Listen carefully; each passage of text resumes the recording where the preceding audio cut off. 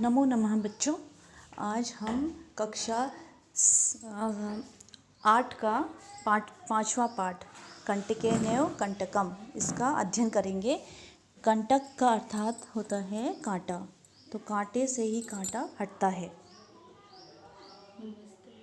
ठीक है, तो ये पाठ है कि अर्थात किसी को अगर प्यार से समझाने से बात ना बने तो आप उसको उसी की भाषा में भी समझा सकते हैं।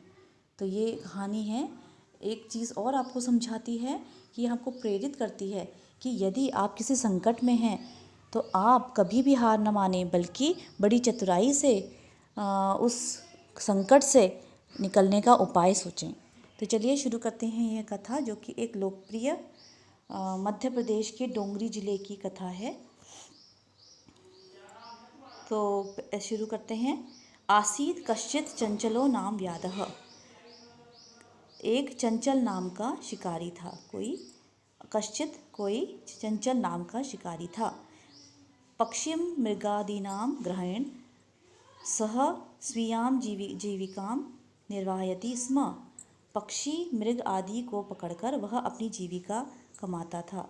एकदा सह वने जालं विस्तीर्य गृहम् आगतवान्। एक बार वह वन में जाल को फैलाकर विस्तीर्य अर्थात फैलाकर घर आ गया। अन्यस्मिन् दिवसे प्रातः काले यदा चंचलः वनं गतवान् तदा सः दृष्टवान् यत् तेन विस्तारिते जाले दुर्भाग्यात् एकः व्याघ्रः बद्धः आसीत्।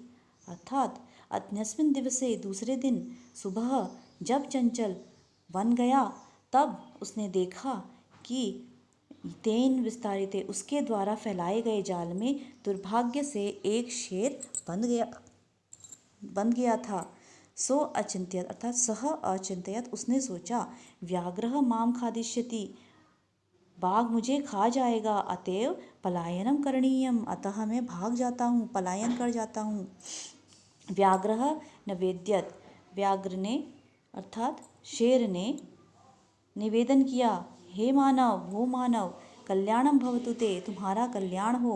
यदि त्वं मां मोचिष्यसि तर्हि अहम त्वां न हानिष्यामि, यदि तुम मुझे छोड़ दोगे तो मैं तुम्हें हानि नहीं पहुंचाऊंगा।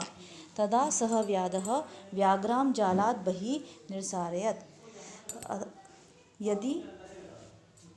तब उस व्याध ने अर्थात उस शिकारी ने शेर को जल से बाहर निकाल दिया। व्याघ्रः कलान्तः आसीत्। व्याघ्र अर्थात शेर जाल से बाहर निकाल दिया, तो शेर जो है कलान्तः आसीत् बहुत थका हुआ था। सो अवदत् अर्थात सह अवदत् उसने कहा, भो मानव, हे मानव, पिपासु अहम, मैं प्यासा हूँ, नद्याः जलम आनीय मम पिपासा शमय। क्या कहा उसने कि नदी से जल लाकर मेरी पिपासा मेरी प्यास को शांत करो, बुझाओ, शमय अर्थात बुझाओ। व्याघ्रः जलम पीत्वा पुनः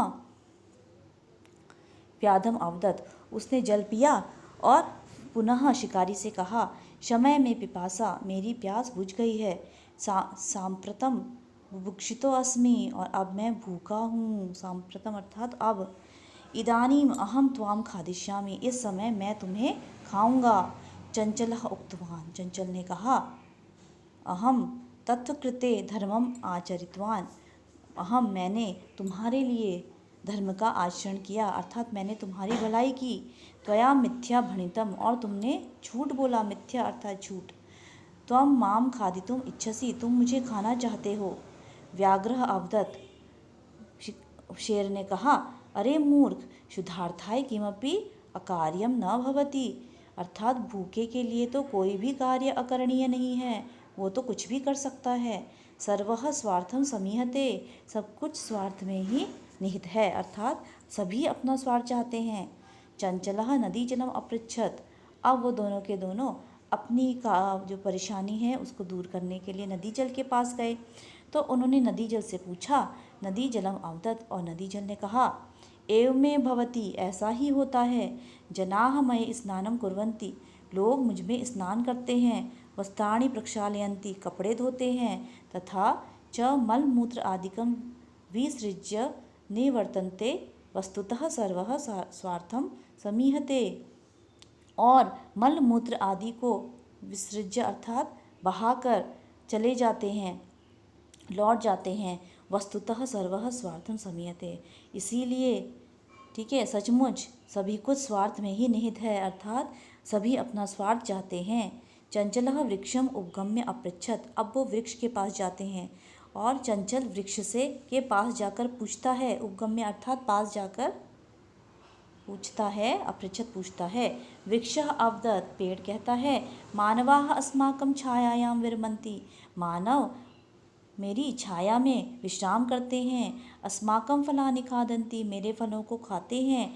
पुनः कुठारे प्रहत्य अस्मभ्यं सर्वदा कष्टं ददति, और फिर कुठार से कुल्हाड़ी से प्रहार करके अस्मभ्यम हम सभी को सर्वदा हमेशा कष्ट देते हैं। यत्र कुत्रापि छेदनम कुर्वन्ति, और यहाँ वहाँ छेद करते हैं, जहाँ तहाँ छेद करते हैं अर्थात काटते हैं। सर्वः स्वार्थम समीहते, सब कुछ सब लोग अपना स्वार्थ ही चाहते हैं। समीपे एका लोमशिखा बद्री गुल्मानां पृष्ठे नीलिना एता वार्तां शृणोति स्म। अब क्या हुआ, समीप में एक लोमड़ी बेर के गुलमानाम अर्थात झाड़ियों के पीछे, पृष्ठे पीछे, नीलिना छुपी हुई, एताम वार्ताम इस वार्ता को, शृणोति स्म सुन रही थी। सा सहसा उसने अचानक से, चंचलम उप्रसृत्य कथ्यति चंचल के पास जाकर कहा, का वार्ता, क्या बात है, माम अपि विज्ञापय मुझे भी बताओ। सह अवदत् उसने कहा, अहह मात्र स्वसः, अरे मौसी, अवसरे त्वं समागतवती, तुम बिल्कुल सही समय पर आई हो। मया अस्य व्याघ्रस्य प्राणाः रक्षिताः, परम एषः मामेव खादितुम् इच्छति। मैंने तो, मेरे द्वारा इस व्याघ्र की प्राण की रक्षा की गई, और लेकिन परम अर्थात लेकिन यह तो मुझे ही खाना चाहता है। तदंतरम सह लोमशिकाये निखिलाम कथाम नव्येदत्, तदनंतरम अर्थात बाद में या उसके बाद वह उस लोमशिका को उन्होंने सारी कथा, निखिलाम अर्थात सारी कथा सुना दी। लोमशिखा चंचलम अकथ्यत, लोमशिखा ने चंचल को कहा, बाढ़म ठीक है, त्वं ज्वालम प्रसारय, तुम जाल बिछाओ। पुनः सा व्याघ्रम, फिर से वह शेर से बोली, अवदत् केन प्रकारेण त्वं एतस्मिन् जाले बद्धः इति अहम प्रत्यक्षं द्रष्टुम् इच्छामि, किस प्रकार से तुम इस जाल में बंधे, इसे मैं प्रत्यक्ष देखना चाहती हूँ, सामने देखना चाहती हूँ। व्याघ्रः तद वृत्तान्तं प्रदर्शयितुं तस्मिन् जाले प्राविशत्, शेर ने उस वृत्तांत को, उस घटना को प्रदर्शित करने के लिए, दिखाने के लिए उस जाल में प्रवेश किया। लोमशिका पुनः अकथ्यत, लोमड़ी ने फिर से कहा, संप्रति अब पुनः पुनः कूर्दनम कृत्वा दृश्य, फिर कूदकर दिखाओ। सह तथैव समाचरत, उसने वैसा ही किया। अनारतम कूर्दनेन सह श्रान्तः अभवत्, लगातार अनारतम अर्थात लगातार कूदने से वह थक गया। जाले बद्धः, जाल में बंधा, सह व्याघ्रः वह शेर, कलान्तः थका हुआ, निस्सहायोः भूत्वा तत्र अपतत् प्राणभिक्षामेव च अयाचत, तो उस व्याघ्र ने थका हुआ, निस्सहाय होकर वहाँ गिरा और प्राण की भिक्षा मांगने लगा। लोमशिका व्याघ्रम अवदत्, लोमशिका ने शेर से कहा, सत्यम त्वया भणितम, तुमने सच ही कहा था क्या कि स्वार्थम समीहते, सब हर कोई अपना ही भला चाहता है। तो बच्चों, कैसी लगी आपको ये कहानी? ये बहुत ही लोकप्रिय और सुंदर कहानी है, आप इसे स्वयं घर में पढ़ें। तब तक के लिए नमो नमः।